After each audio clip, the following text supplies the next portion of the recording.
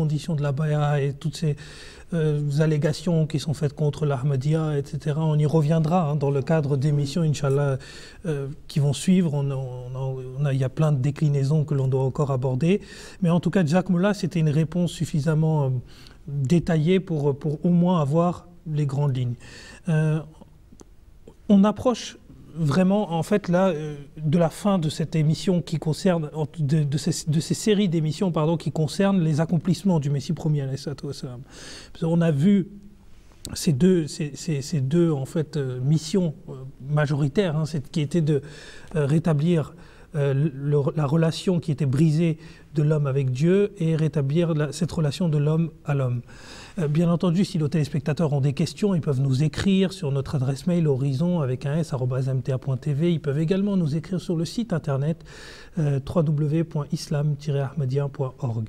Et d'ailleurs, cet ouvrage, le message de la réconciliation, dont on a parlé, que l'on a évoqué juste avant, est également disponible sur le site internet en version française.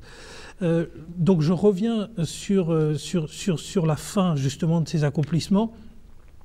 Et maintenant qu'on a traité de la vie du Messie premier, on en a dressé une biographie, on a dressé ses missions, peut-être faudrait-il parler de son décès, à quel moment il intervient, et surtout de la suite. Parce que la grande question, même sous le saint prophète Mohammed avait été posée, c'est qui va prendre la suite également.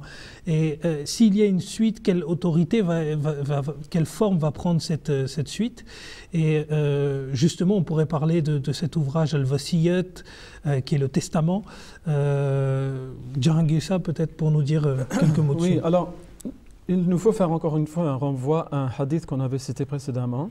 Et c'est un hadith qui a trait à la réapparition du califat. Donc, lorsque le prophète Mohammed sallallahu alayhi wa sallam a brossé toute l'histoire à venir, donc de l'islam même, lorsqu'il a dit qu'il y aurait le prophétat et que Dieu le laisserait autant qu'il le voudrait, puis il l'enlèverait. Ensuite viendrait le califat basé sur le style du prophétat, donc les 4 califes, on les a vus, les califes ar-Rashidin, donc les bien guidés.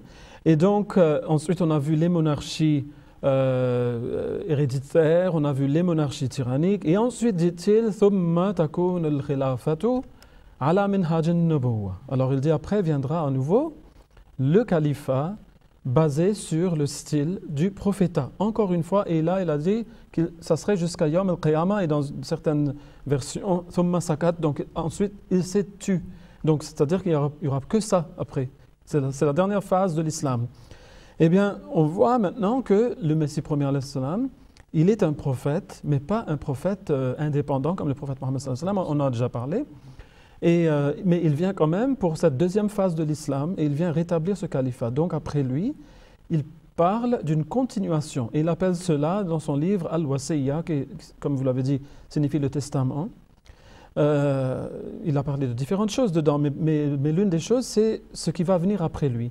Il a dit, en fait, ça serait la deuxième manifestation du pouvoir ou de la puissance de Dieu. Hein? Et il a dit que lorsque tout prophète meurt, ses ennemis, ils ont 2 joies. Donc, l'une, que ce prophète qu'ils ont détesté donc, est maintenant fini, et l'autre, que maintenant sa communauté, ses actes vont arriver à leur fin, une fin naturelle. Il n'y a plus de leader, c'est fini, c'est la fin.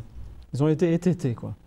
Mais Allah, alors, leur brise ses joies en faisant quelqu'un se tenir à sa place. Du sein de la communauté, il a dit, comme il avait fait avec Abu Bakr al-Siddiq, Abu Bakr le véridique, qu'Allah soit content de lui, au décès, après le décès donc du saint prophète Mohammed sallallahu alayhi wa sallam.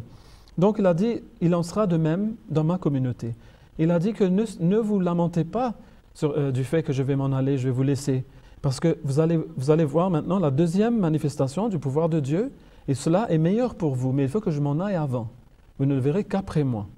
Donc il y a certaines personnes qui avaient pensé de façon erronée que en fait, certaines de ses œuvres d'avant son décès signifiaient cette continuation. C'était des personnes qui avaient des idées un peu administratives. Mais lui parlait du même système spirituel qui existait à l'époque du prophète sallallahu alayhi wa sallam. Et d'ailleurs, il a dit que ça ne pouvait venir qu'après lui. Donc on voit que les califes Vous savez, les califes, en fait, ce sont des reflets du prophète qu'on ne peut voir que lorsque le prophète n'est plus. On ne voit pas les étoiles en présence du soleil. Mais lorsque le soleil s'en va, on les voit briller. Donc les califes, c'est un peu comme ça. Sauf que ce sont des reflets parfaits du soleil même.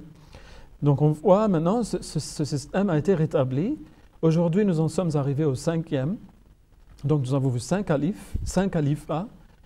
Et nous avons vu, comme j'avais dit tout à l'heure, en effet, des prodiges, des prouesses, des accomplissements extraordinaires faits par ces califes, comme on en a vu au début de l'islam. Pour rajouter, comme ce qu'a dit Bien Guessab, c'est qu'il a fait des promesses très claires et nettes sur l'établissement du califat Hadjarat Mizarullah Muhammad salam, en disant que voilà, en citant l'exemple de Hadjarat Abu Bakr, en citant ce qui s'était passé tout juste après le décès du saint prophète Mohammed paix soit lui, lorsque des bédouins se sont rebellés en créant tout ce tumulte, et que grâce à l'élection du calife Abu Bakr as-Siddiq radiyallahu anhu, Dieu a accompli cette promesse faite de la sourate An-Nur, où il va transformer cet état de crainte qu'ont les croyants en état de paix et de sécurité à travers l'établissement du califat. Et il a dit, le Messie premier salam, que Dieu ne peut pas abandonner cette sunna qu'il a d'établir après un prophète ce système du califat. Il a dit, tout comme ce sunna a existé auparavant, cette pratique de Dieu a existé, qu'il y aura un calife qui va succéder un prophète. Et la tâche de ce califat au sein de la Jamaat Ahmadiyya, comme l'a souligné Bien Guessab, c'est une tâche très importante qui a été évoquée par le saint prophète Mohammed paix soit sur lui. C'est quelque chose qui va continuer, le rétablissement de la khilafa ala minhaj an-nubuwah que tous les musulmans attendent. Ils attendent jusqu'à présent l'établissement de ce califat qui est basé sur les préceptes du prophète. Donc c'est quelque chose qu'il a évoqué, qu'il a dit qu'il va perdurer jusqu'à la fin des temps. Et par la grâce de Dieu, malgré toutes les tempêtes qu'a dû faire face la communauté ahmadiyya, nous voyons que le califat a perduré. Il y avait eu des dissensions, il y a eu des complots internes et externes contre le califat pour mettre fin à la Jamaat Ahmadiyya, parce que c'est la force de la Jamaat Ahmadiyya, mais cela a perduré comme Dieu l'a promis. Jazakumullah, je trouve que c'est vrai que les deux analyses sont assez intéressantes quand on les met en perspective. D'une part, on voit que effectivement le Messie premier Hazrat Mizarullah Muhammad parle dans son ouvrage Le Testament de deux manifestations divines, et donc la seconde manifestation divine étant comprise comme étant le califat. Et en même temps, vous dites que justement Dieu ne peut pas modifier ses pratiques, ce qu'il a pratiqué avant doit nécessairement se pratiquer aujourd'hui. Et c'est exactement, et Dieu le répète à plusieurs reprises dans le Saint-Coran également, que tu ne verras pas de modification en fait dans la pratique de Dieu. En tout cas, Jazakoullah pour ces réponses. Maintenant, je pense que c'est une très